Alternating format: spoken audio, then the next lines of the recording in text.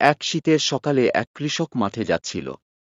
হঠাৎ সে দেখতে পেল রাস্তার পাশে এক সাপ ঠান্ডায় জমে পড়ে আছে। সাপটা নড়াচড়া করতে পারছিল না, যেন প্রাণহীন হয়ে গেছে। কৃষকটা সাপটাকে দেখে মায়া হল। সে ভাবল, বেচারার বাঁচার ইচ্ছা আছে, কিন্তু ঠান্ডায় জমে গেছে। আমি যদি একটু সাহায্য করি, তাহলে হয়তো এটা বেঁচে যাবে।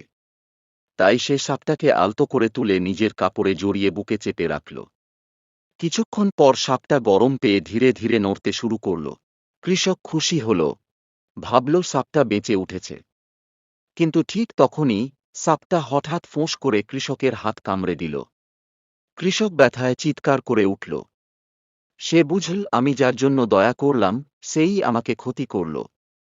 সে সাপটাকে মাটিতে ফেলে দিয়ে বলল, অকৃতজ্ঞকে সাহায্য করা নিজের ক্ষতি ডেকে আনা। কৃষক বিষে দুর্বল হয়ে পড়ল। সে বলল, ভালো আর মন্দের পার্থক্য চিনতে না পারলে মানুষ বিপদে পড়ে। সাপটা তখন ধীরে ধীরে সরে গিয়ে বনে ফিরে গেল। অযোগ্য আর অকৃতজ্ঞকে সাহায্য করলে কৃতজ্ঞতা নয়, ক্ষতিই পাওয়া যায়।